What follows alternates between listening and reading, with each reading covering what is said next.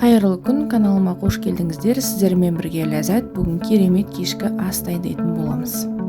Ең алдымен гарнирін дайындап алатын боламыз. Яғни мен гарнирге күріш дайындағандықтан ең алдымен майымызды толықтай ерітіп, күрішімізді 1-2 минут көлемінде сол майға қуырып алатын боламын.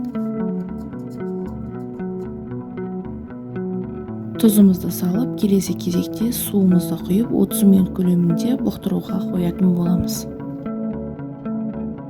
Келесі кезекте төсектерімізді фарш қылып дайындап алатын боламыз. Ең алдымен еттерімізді уақтап, блендердің көмегімен біркелкі болғанға дейін толықтай езетін боламыз.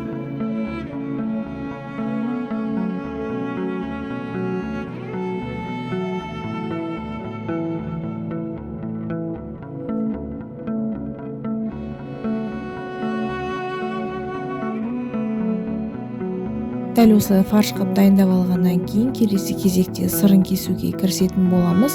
Сырын 4 бұрышты етіп, бір қалыпты етіп толықтай турап аламыз.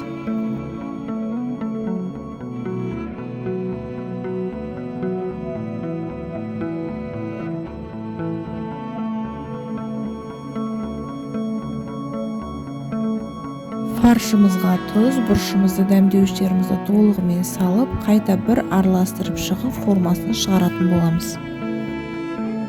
Керекті мөлшерде фаршымызды алып, ортасына сырын салып, толықтай жабылуын қадағалаймыз.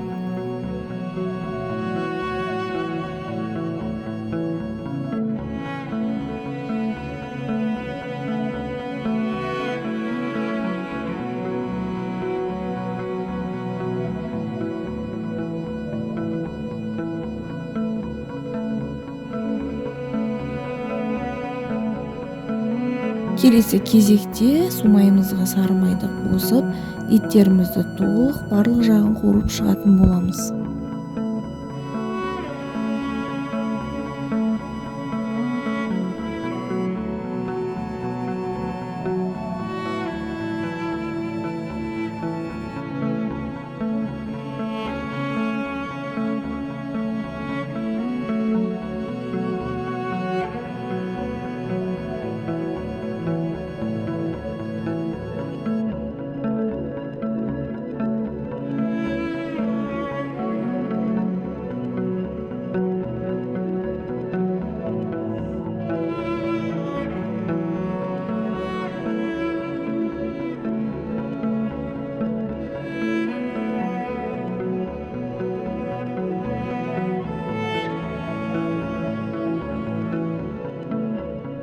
Келесі кезекте осы сковородкамыздың майын құйып алып тастап, кейінірек су, сливкемізді және сарымсағымызды салып, толық қайнағаннан кейін шариктарымызды салып, толықтай 20 минут көлемінде қайнататын боламыз.